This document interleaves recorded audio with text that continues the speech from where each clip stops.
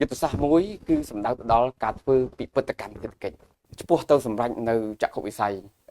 កម្ពុជាជាប្រទេសដែលមានចំណូលខ្ពស់មិនមែនមានន័យថារដ្ឋាភិបាលធ្វើម្នាក់ឯងទេតែរដ្ឋាភិបាលជាអ្នកដឹកនាំដែលបងប្អូនទាំងអស់គ្នាគ្រប់ភាគីពាក់ព័ន្ធនឹងចូលរួមដោយសារតែយើងឈរលើភាពចម្រុះទើបវិបត្តិកូវីដឆ្នាំ2020យើងអាចទប់ទល់បានសូមអរគុណលោកបណ្ឌិតយោងតាមចក្ខុវិស័យរបស់រាជរដ្ឋាភិបាលនៅចង់សម្រេចឲ្យបាននៅកម្ពុជាមានចំណូលកម្រិតខ្ពស់នៅឆ្នាំ2050តើកម្ពុជាគួរតែពង្រឹងក៏ដូចជាបង្កើនភាពធន់របស់ខ្លួនយ៉ាងដូចម្តេចដើម្បីសម្រេចឲ្យដល់គោលដៅឆ្នាំ2050ផងដែរបាទចក្ខុវិស័យការបដិញ្ញារបស់រាជរដ្ឋាភិបាលរបស់យើងបាទខ្ញុំលើករដ្ឋាភិបាលពីព្រោះរដ្ឋាភិបាលគឺជាអ្នកកាច់ចង្កូតរដ្ឋាភិបាលជាអ្នកដែលដឹកនាំដើម្បីឈ្មោះទៅកាន់ចក្ខុវិស័យមិនមែនមានន័យថារដ្ឋាភិបាលធ្វើម្នាក់ឯងទេតែរដ្ឋាភិបាលជាអ្នកដឹកនាំដែលបងប្អូនទាំងអស់គ្នាគ្រប់ភាគីពាក់ព័ន្ធនឹងចូលរួមអញ្ចឹងដើម្បីអាចឈ្មោះទៅសម្រេចនៅចក្ខុវិស័យកម្ពុជាជាប្រទេសដែលមានចំណូលខ្ពស់ជាការស្រាវជ្រាវជាការទាញសេចក្តីសន្តានរួមរបស់ខ្ញុំផ្ដោតទៅលើយុទ្ធសាស្ត្រមួយហើយនឹងអក្សរស្ដំ4យុទ្ធសាស្ត្រមួយគឺសម្ដៅទៅដល់ការធ្វើពិពិធកម្មសេដ្ឋកិច្ចការធ្វើពិពិធកម្មសេដ្ឋកិច្ចប្រកបដោយបរិយាបន្ននិងចីរភាពពិពិធកម្មសេដ្ឋកិច្ចតាមពិតកម្ពុជាយើងបានឈរលើភាពចម្រុះនៃខឿនសេដ្ឋកិច្ចហើយដោយសារតែយើងឈរលើភាពចម្រុះ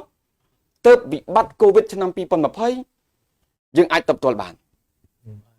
ភាពចម្រុះមានន័យថាយើងមានទាំងខឿនសេដ្ឋកិច្ចដែលពឹងផ្អែកលើកសិកម្មលើឧស្សាហកម្មនិងសេវាកម្ម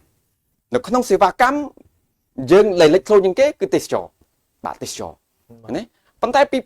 2020ទេសចរយើងធ្លាក់ចុះជាកំហុសឬស្ទើរតែស្មើសូន្យបាទតែដល់កម្ពុជាឈរលើភាពចម្រុះទៅ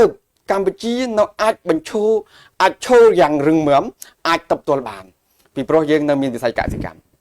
បាទពីព្រោះយើងនៅមានវិស័យឧស្សាហកម្មនេះហើយដែលយើងចង់និយាយថាជាភាពចម្រុះនៃខឿនសេដ្ឋកិច្ចអញ្ចឹងតាមពិតកម្ពុជាបានឈរលើការធ្វើពិពិធកម្មសេដ្ឋកិច្ចហើយប៉ុន្តែខ្ញុំលើកពិពិធកម្មសេដ្ឋកិច្ចនៅកន្លែងនេះគឺចង់និយាយអំពីការពង្រឹងនិងពង្រីកឲ្យលឿនបំផុតនៅលើពិពិធកម្មសេដ្ឋកិច្ចក្នុងនោះខ្ញុំមានចំណុច2នៅក្នុងការធ្វើពិពិធកម្មសេដ្ឋកិច្ចទី1គឺផ្ដោតទៅលើសេដ្ឋកិច្ចមិត្តរដ្ឋានសេដ្ឋកិច្ចមិត្តរដ្ឋានសេដ្ឋកិច្ចមិត្តរដ្ឋាននេះយើងចង់សំដៅទៅដល់ការធ្វើឲ្យដល់កម្រិតមួយបាទការធ្វើឲ្យដល់កម្រិតមួយដើម្បីយើងទទួលបាននៅយើងទទួលបាននៅសក្តិភាពនិងប្រសិទ្ធភាពសេដ្ឋកិច្ចបាទសេដ្ឋកិច្ចមិត្តរដ្ឋាននឹងមានន័យថាយើងធ្វើដល់ទំហំមួយបាទទំហំមួយដើម្បីយើងទទួលបាននូវសក្តិភាពចំណុចនេះខ្ញុំបានស្ដាប់អាដាមរដ្ឋមន្ត្រីខាងក្រសួងរាយនឹងធម្មពលបាទកាលពីប្រហែលសប្តាហ៍មុនតាក់ទងនឹងបញ្ហាធម្មពលដែរបាទតាក់ទងនឹងបញ្ហាធម្មពលដែរហើយខ្ញុំសប្បាយចិត្តហើយខ្ញុំមានទំនោរវិជ្ជមានចំពោះសេដ្ឋកិច្ចកម្ពុជាក៏ដូចជាជាមួយរដ្ឋាភិបាលដែរដែលលោកលើកឡើងអធិស្ឋានបើខុសពេលវេលាតិចតួចដោយសារខ្ញុំបានចាំបាទដោយសារខ្ញុំបានចាំថាបើមិនមានអីប្រែប្រួលទេក្នុងរង្វង់3ឆ្នាំក្រោយយើងនឹងមានឧស្សាហកម្មដែលផលិតប្រេងបាទអញ្ចឹងសួរថាបើដូចជួបបញ្ហាបច្ចុប្បន្ននេះអាឡើងសាំងប៉ុណ្ណឹងអញ្ចឹងសួរថាបើយើងមានចម្រាញ់ប្រេងអញ្ចឹងមិនមែនជាបញ្ហាសម្រាប់កម្ពុជាទេបាទនេះជាចំណុចមួយដែលល្អប្រសើរបាទអញ្ចឹងប៉ុន្តែលោកលើកឡើងដែរថាកាលមុនមានយើងមិនចង់ធ្វើទេយើងចង់ធ្វើដែរប៉ុន្តែសមត្ថភាពរបស់កម្ពុជាក៏ដូចជាវិនិយោគទុនពីព្រោះយើងមិនមែនធ្វើយើងទាំងស្រុងទេបាទសេដ្ឋកិច្ចបើកចំហសេដ្ឋកិច្ចទីផ្សារមូលធននិយមបាទអញ្ចឹងទេក៏យើងពឹងទៅលើដៃគូក្នុងការអភិវឌ្ឍប៉ុន្តែដោយសារតែទំហំនៃការប្រើប្រាស់ឬក៏ទំហំនៃការផលិតរបស់យើងនឹងវាអត់ទាន់ដល់កម្រិតបាទអញ្ចឹងកម្ពុជាត្រូវផ្ដោតទៅលើសេដ្ឋកិច្ចមិត្តរដ្ឋានដែលយើងហៅថា economic scale ហើយនឹងទី2កម្ពុជាត្រូវផ្ដោត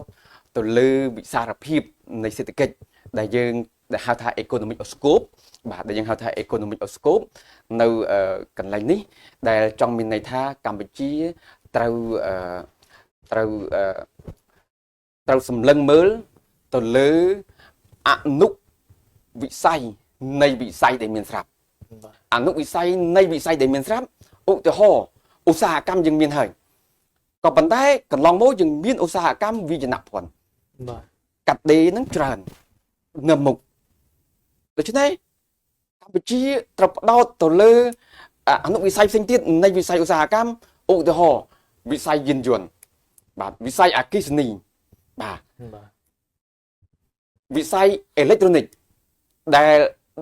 ដែលជាអនុវិស័យនៃវិស័យឧស្សាហកម្មដែលអាចជំរុញកម្ពុជាឲ្យរីកចម្រើនយ៉ាងឆាប់រហ័សហើយនឹងដែលអាចពង្រឹងសេដ្ឋកិច្ចរបស់កម្ពុជាអញ្ចឹងកម្ពុជាត្រូវធ្វើពិពិធកម្មសេដ្ឋកិច្ចដែលផ្ដោតទៅលើបញ្ហាចម្បងជាពីរនេះ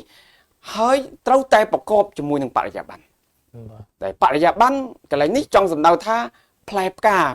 ពីកំណើនផ្លែផ្កាពីពិពិធកម្មសេដ្ឋកិច្ចដោយទទួលបានផលសម្រាប់គ្រប់គ្នា បាទ ទាំងម្ចាស់សហគ្រាសនិងទាំងបងប្អូន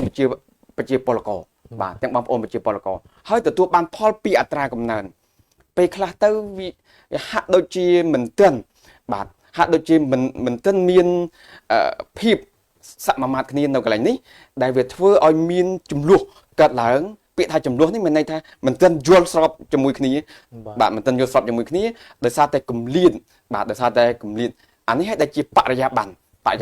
ទាំងម្ចាស់សហគ្រាសទាំងកម្លាំងពលកម្មទាំងគ្រប់ភាគីពាក់ព័ន្ធសុទ្ធតែទទួលបានផលពីសេដ្ឋកិច្ចពីការខិតខំប្រឹងប្រែងរបស់រដ្ឋាភិបាលក៏ដូចជាកំណើនសេដ្ឋកិច្ចបាទនិងប្រកបដោយចីរភាព